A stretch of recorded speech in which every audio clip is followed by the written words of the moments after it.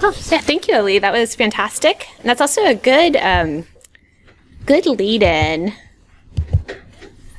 I was going to talk about our ecosystem, and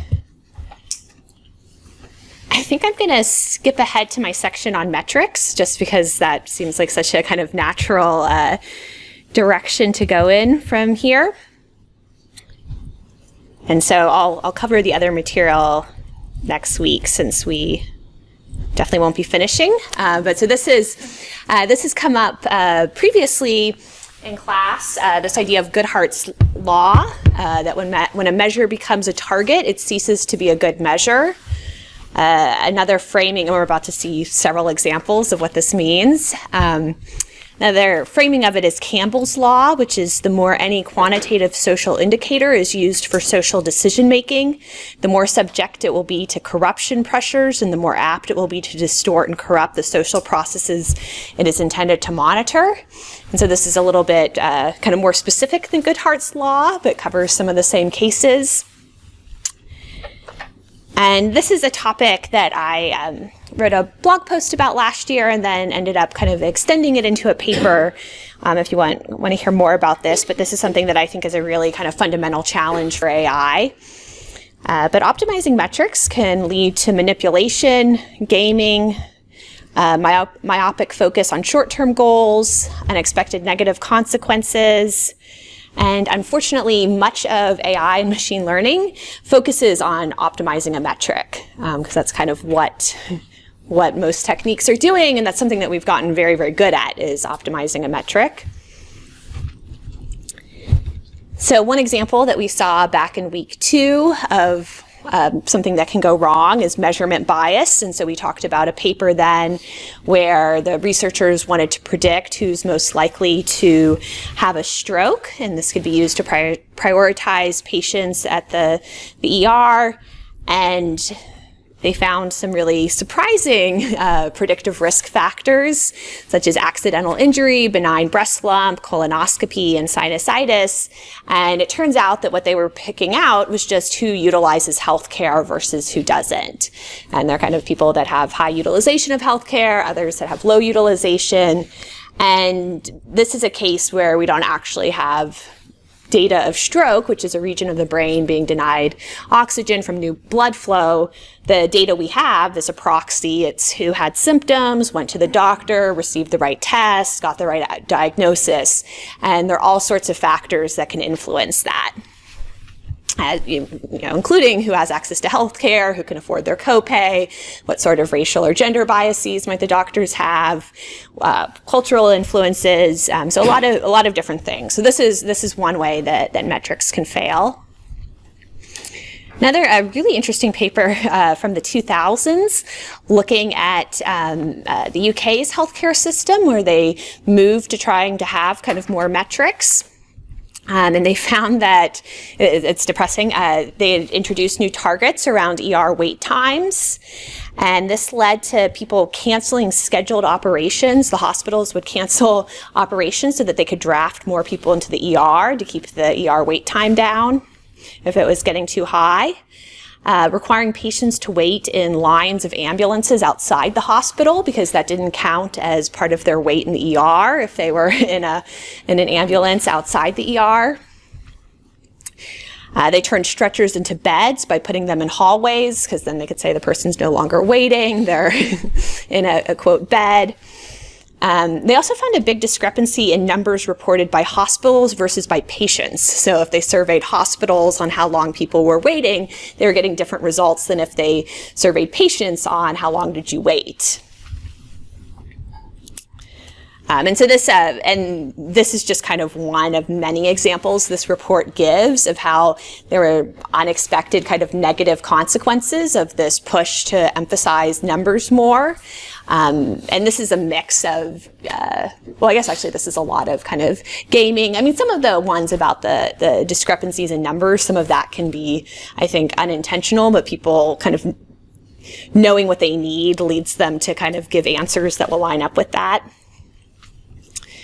Another example we've seen in the United States of kind of manipulation in gaming is that as more and more emphasis has been put on standardized testing, there have been kind of widespread scandals of school districts cheating. So this is where teachers or school administrators are altering their students' score or answers to get higher scores.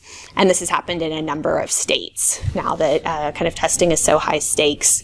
And I didn't include this, and I don't think I talked about this previously. There was a case that Kathy O'Neill covers in her book, Weapons of Math Destruction, and had been covered in I believe, the Washington Post, of a teacher in either Virginia or DC that was fired by an algorithm, and the principal of her school loved her, the parents of her students really loved her, and she couldn't get a conclusive answer of why she was fired, but her suspicion was that her students' scores seemed artificially high from the previous year, and they had kind of been at a different school, and then her students' scores dropped to kind of more normal levels after her teaching, and her teaching was being evaluated. It's believed one of the factors is how the students' scores changed while they were in her class. And so there, I feel like it's kind of an intersection of two negative trends. You have the teachers who most likely at the previous school may have cheated because they felt pressured to do so. Then when she didn't, then you have this other algorithmic system that's firing teachers based on these metrics, and she kind of ends up fired because of it. So that's kind of sobering example. There was also an article on essay grading software. So there's this software that grades essays is being used in, I think, at least 22 states now. It was found that, so the software focuses on what you can measure, right? And we can't measure everything, but you can measure sentence length and vocabulary, spelling, subject-verb agreement.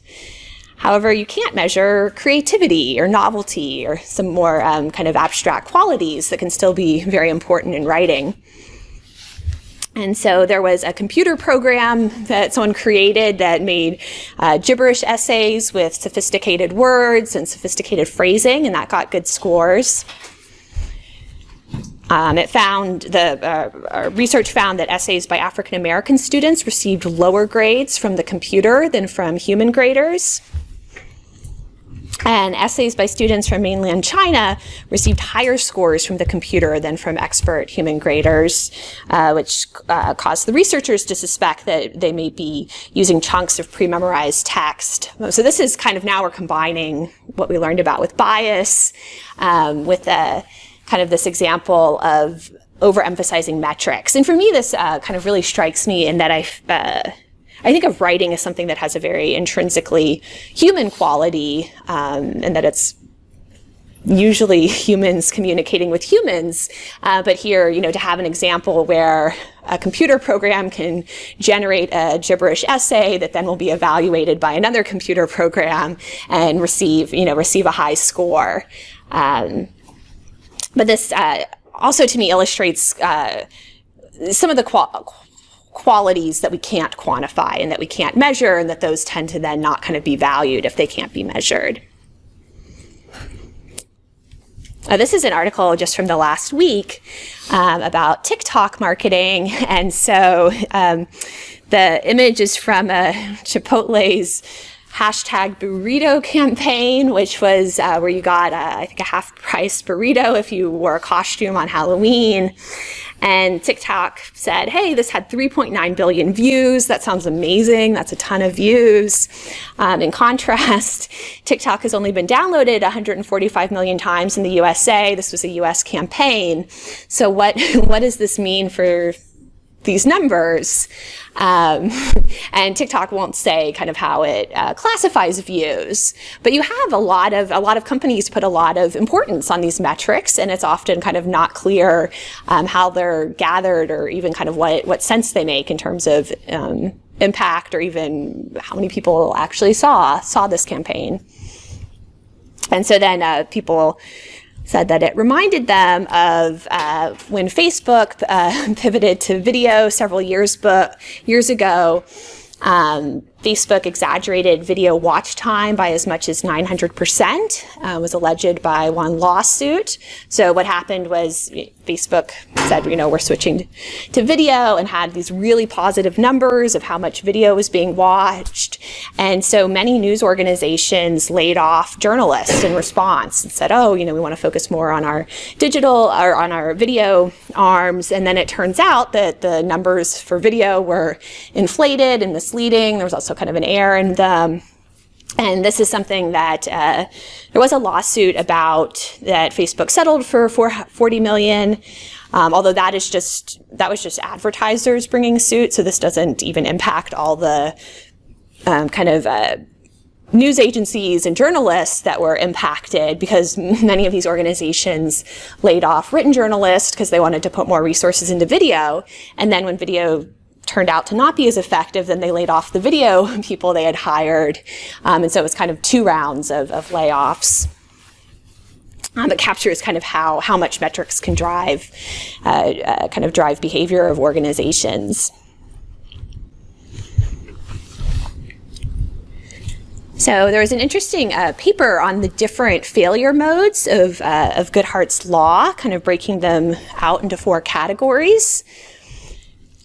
So one is when the difference between the proxy and the goal is important. And I think in almost all cases, we don't actually have the data that we truly want. What we have is a proxy, and sometimes that proxy is closer than others. But in cases where the difference is significant, that has an impact. And so that's what we saw with kind of the health data about who had a stroke. There's extremal Goodhart, where the relationship between the proxy and the goal is different when taken to an extreme. And so sometimes a kind of relationship makes sense, but once you emphasize it, that sends you kind of more to an extreme where it's less, where it's just a different relationship. There can be a non-causal relationship between the proxy and the goal, and intervening on one may fail to impact the other. And then there's also adversaries attempting to game your chosen proxy. So I thought this was kind of interesting as a breakout of different ways that this can go wrong.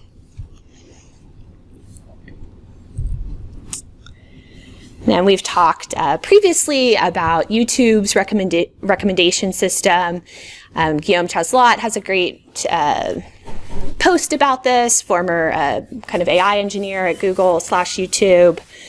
And he quotes a YouTube blog post from several years ago in which Google's YouTube said, if viewers are watching more YouTube, it signals to us that they're happier with the content they found. It means that creators are attracting more engaged audience. It opens up more opportunities to generate revenue for our partners. And so here they're kind of boiling down that watch time is about happiness and revenue. However, I think we can all think of times that we spend online where we're not actually happy and not proud of how we've used our time afterwards. And I think this is kind of a very rough proxy. And Guillaume does a good job of kind of explaining how also this ends up incentivizing content that says that other platforms are lying to you because you should spend more time on the content from that platform in order to maximize the watch time. Are there questions so far on metrics? Aaron, can you pass the catch box?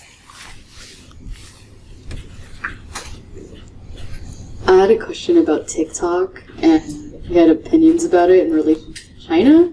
The news that's come out about that is my first question. And then I have one small comment.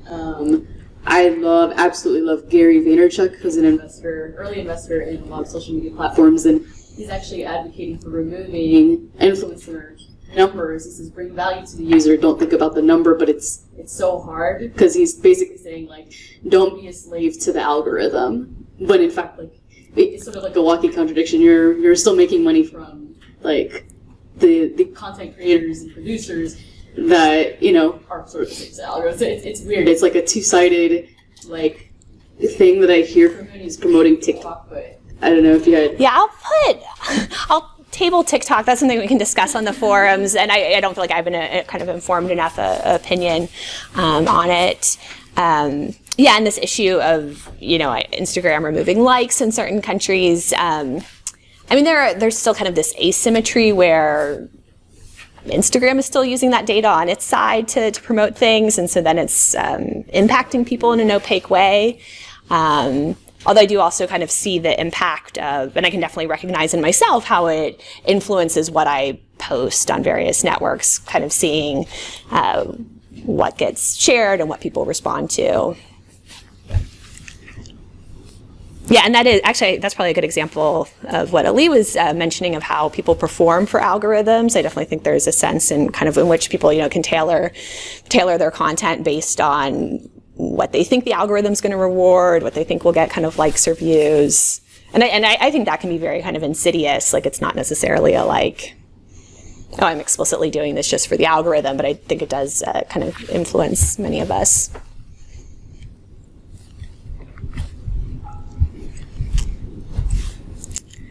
Another factor is that our online environments, I think, are designed to be very addictive.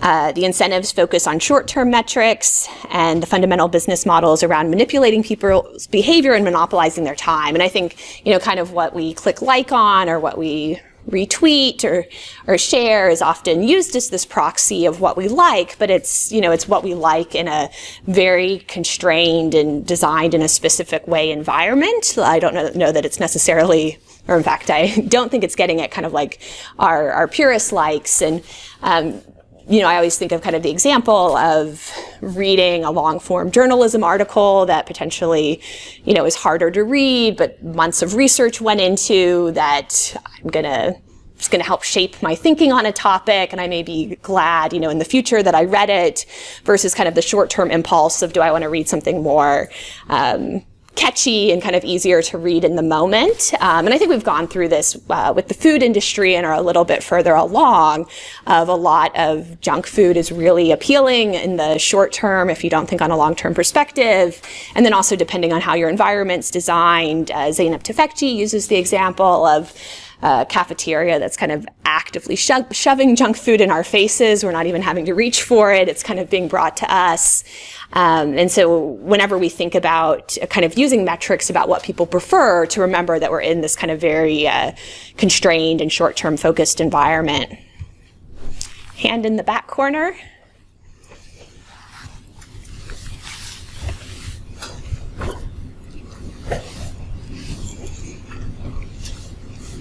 I was wondering if you had any thoughts on the iPhone screen time metric, like how every week now it tells you how much time you spent on your phone and what the relationship is to your previous week. If you if anyone has any idea of where that idea came from, or how it's being received. That's a good, yes, I've not been following that closely. I know that I will say